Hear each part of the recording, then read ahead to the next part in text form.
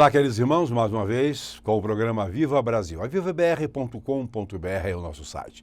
Estamos muito satisfeitos com o alcance deste programa, com a divulgação que os irmãos estão fazendo, mas queremos pedir que façam mais. Insistam, passem isso para os muitos grupos que os irmãos, com os quais os irmãos cooperam, através das mais variadas mídias, e façam isso também nas igrejas, falem com seus obreiros, para que o Senhor Deus possa operar aquele avivamento que nós sonhamos. Queremos o Brasil aos pés do Senhor Jesus Cristo. E neste afã, vamos ouvir a mensagem através do pastor Dr. Jeová Poubel da Silva. Olá, queridos irmãos, amigos, estamos aqui mais uma vez neste canal para levar até você uma palavra de fé, esperança e amor. Eu queria falar nesse momento, nessa oportunidade, sobre o plano de salvação. Cristo morreu por nós. Cristo morreu por você. Você sabia disso? Eu queria ler dois textos das Sagradas Escrituras. O primeiro deles encontra-se no livro do profeta Isaías, no capítulo 53, versículo 5, que passo a ler. Mas ele foi transpassado por causa das nossas transgressões, foi esmagado por causa de nossas iniquidades. O castigo que nos traz paz estava sobre ele, e pelas suas feridas fomos curados. O outro texto, no Novo Testamento, na segunda carta de Paulo aos Coríntios, capítulo 5, versículo 21, que vai dizer a mesma coisa, que diz assim, versículo 21, Deus tornou pecado por nós aquele que não tinha pecado, para que nele nos tornássemos justiça de Deus. Ambos os textos falam do mesmo assunto. Cristo morreu por nós. Ele morreu no meu lugar, no seu lugar também. Por quê? Porque tudo começou lá no Éden, em Gênesis capítulo 3, quando os nossos pais, Adão e Eva, decidiram desobedecer a Deus.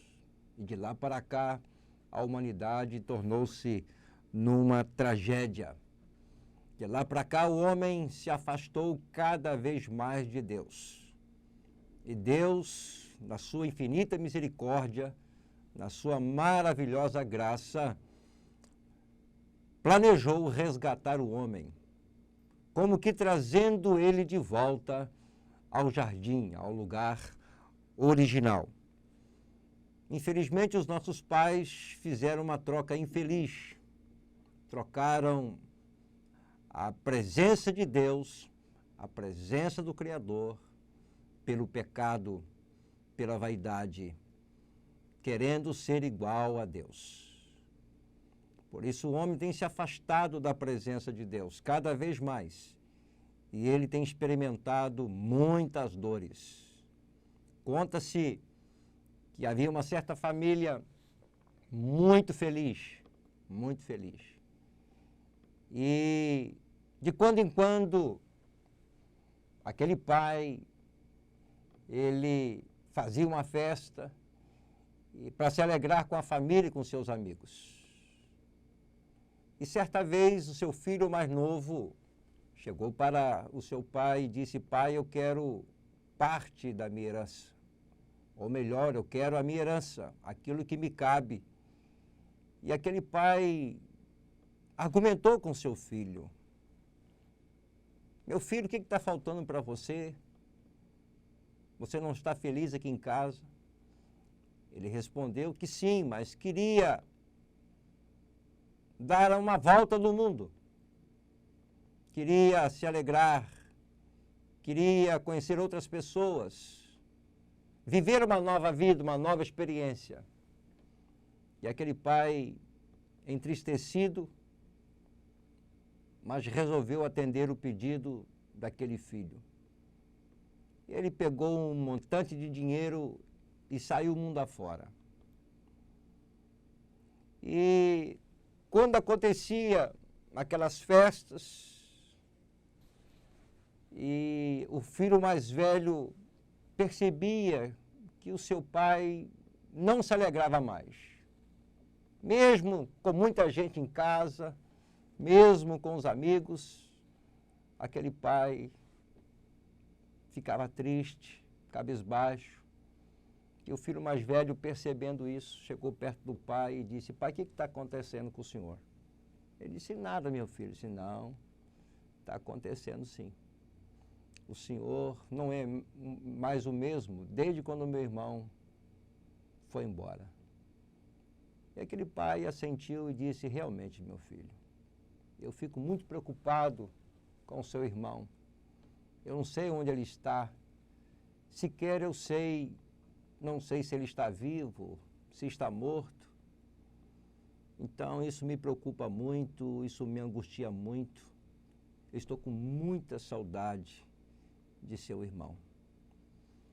E aquele filho mais velho virou para o seu pai e disse o seguinte: pai, vou lhe fazer um pedido. Pode fazer, meu filho, disse aquele pai.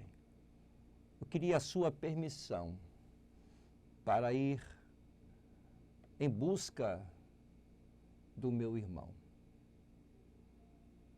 E eu prometo ao senhor que eu só vou voltar para casa com ele, porque eu sei que o senhor só será feliz novamente no dia que o meu irmão voltar para casa.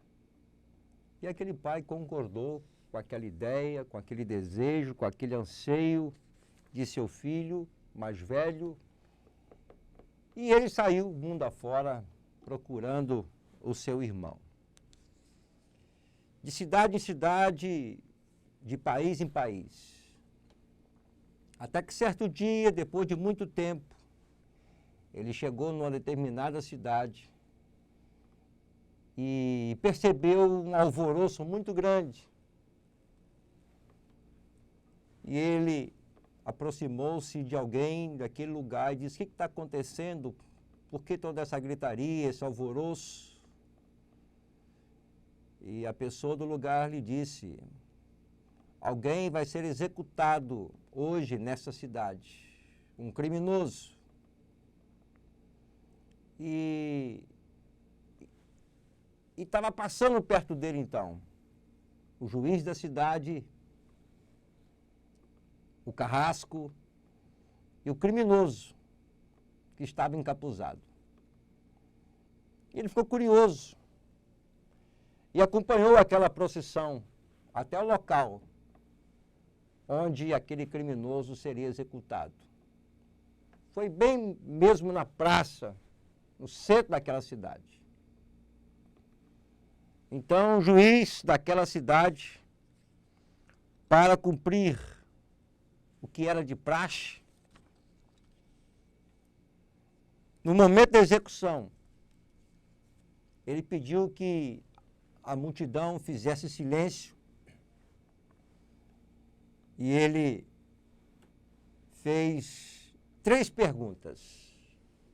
A primeira delas ao criminoso. E a primeira pergunta é esta: você reconhece que é culpado e que o que estamos fazendo aqui hoje é tão somente o cumprimento da lei? O jovem criminoso respondeu: sim, reconheço que sou culpado e que a condenação é justa. Quando esse jovem criminoso começou a falar, o seu irmão, que estava em meio à multidão, percebeu que se tratava de seu irmão mais novo. E ele foi se aproximando para perto da plataforma onde iria acontecer a execução. Aí o juiz da cidade fez a segunda pergunta, também para o criminoso. E a pergunta foi esta: você gostaria de mandar uma mensagem para a sua família? uma vez que você é estrangeiro? Aquele jovem criminoso respondeu: sim. Por gentileza, senhor juiz, eu tenho um pai que muito me ama. E eu tenho também um irmão mais velho. Gostaria que dissessem para eles que estou muito arrependido de ter saído de casa. Peçam-lhes o meu perdão. E para cumprir todo aquele processo legal, o juiz daquela cidade fez a terceira e derradeira pergunta, agora para a multidão que assistia àquela execução. E a pergunta foi esta: porventura há alguém aqui que gostaria de substituir o condenado para ser executado em seu lugar? Imagine você, houve um silêncio sepulcral. Ninguém ousava tomar o lugar daquele criminoso. Mas, de repente, pela primeira vez, alguém gritou dentre a multidão: eu, seu juiz, eu quero morrer no lugar desse criminoso, porque ele é meu irmão, e o meu pai o ama, e o aguarda ansiosamente lá em casa. E o juiz então pediu que ele aproximasse, e quando ele estava subindo a plataforma, o seu irmão mais novo bradou: não faça isso, querido irmão, porque eu cometi o crime. Eu também decidi por mim mesmo sair de casa. Eu fui desobediente ao nosso pai. Então eu que devo morrer. Você não. Mas para cumprir a lei, aquele jovem foi solto. E quando ele abraçou o seu irmão, que morreria no seu lugar, ele se comoveu muito. E como estava debilitado, acabou desmaiando. Minutos após, quando ele abriu os olhos, ele viu o seu irmão suspenso entre o céu e a terra, fora enforcado no seu lugar. E aquele juiz virou para ele e disse: agora você pode voltar para sua casa, para o seu país, para a sua cidade. Você está livre, completamente livre, porque a justiça foi satisfeita, a justiça foi cumprida. Foi justamente isso, querido irmão, amigo, que Deus fez por nós. Esse pai de família simboliza Deus. Esse irmão mais velho simboliza Jesus Cristo.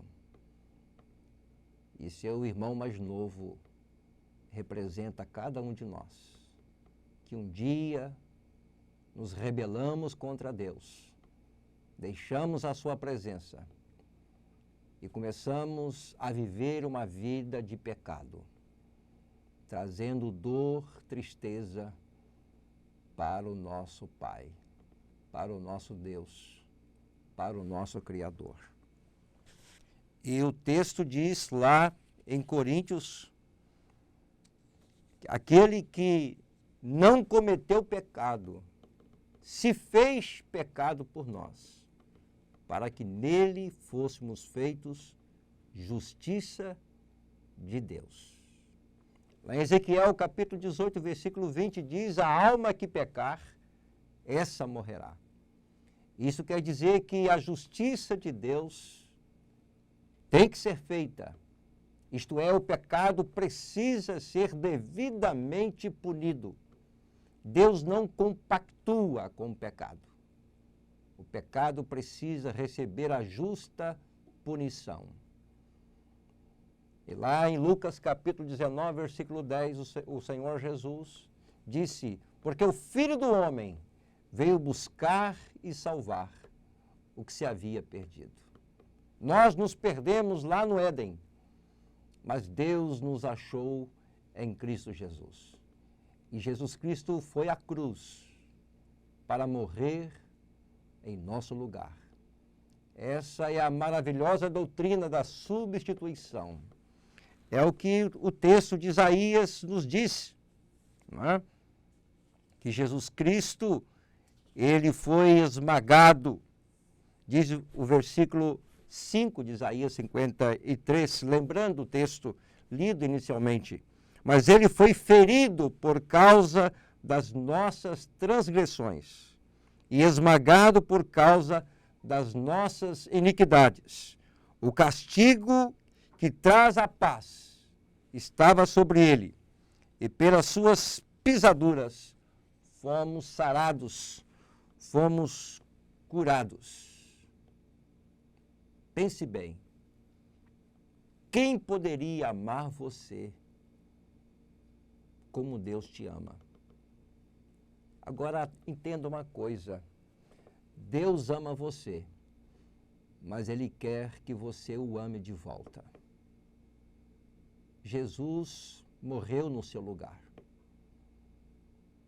Vida pela vida. Jesus morreu a sua morte para dar a você a sua vida. Por isso Ele ressuscitou dentre os mortos. Ele se fez maldito por nós. Ele se fez pecado por nós. Lá em Gálatas, capítulo 3, versículo 11, lemos: é evidente que diante de Deus ninguém é justificado pela lei, pois o justo viverá pela fé. Pela lei ou pelas obras, o homem era impossível se autossalvar. Isto é, se Deus não tivesse a iniciativa de enviar Jesus neste mundo para morrer em nosso lugar, nós estaríamos irremediavelmente perdidos, e perdidos para sempre. Que você que me ouve neste momento possa abrir o seu coração e aceitar o que Cristo fez por você lá na cruz. Aceitar pela fé. Aceitar o benefício da cruz. O que eu preciso fazer para receber, então, esse benefício da cruz? Eu diria que nós precisamos fazer 3 coisas. Aliás, são exigências do próprio Deus. A primeira delas é reconhecer seus pecados. Parece uma coisa tão óbvia, não é verdade? Mas uma das grandes dificuldades do homem é ele reconhecer quem realmente ele é. Admita para Deus que você é um pecador, um miserável pecador, um desgraçado assim como eu.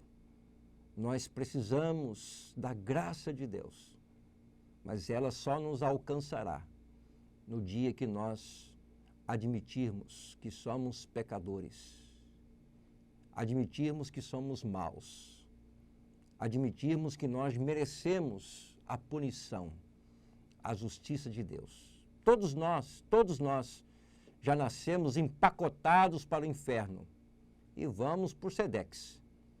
Se Deus não intervir e se nós não reconhecermos quem somos, nós estaremos perdidos e perdidos para sempre.